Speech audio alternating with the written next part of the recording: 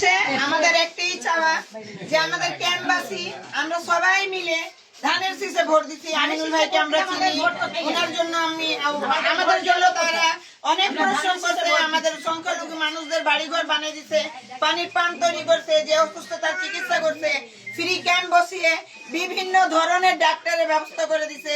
উনি ক্ষমতায় না থাকার কালীন যদি এত কাজ করছে, এত সহযোগিতা করছে এলাকাবাসীর জন্য, তাহলে ক্ষমতায় আসলে আরো বেশি করবে এই আশ্বাস। এবং তার ইস্তেহারে লেখা ছিল যে ক্যাম্পবাসীর জন্য পুনর্বাসন দিবে। এর জন্য আমরা ক্যাম্পবাসী সবাই তাকে ধানের শীষ ভোট দিচ্ছি। আমরা আবার 16 আসনে পূর্ণ নির্বাচন চাই। এবং এই ভোট চুরি হয়েছে, জামাতকে আমরা কোনোদিন দেখি নাই, জামাত আমাদের এলাকায় কোনোদিন আসে নাই। জামাত এই মিরপুর থেকে কিভাবে জয় হয়ে চলে গেল?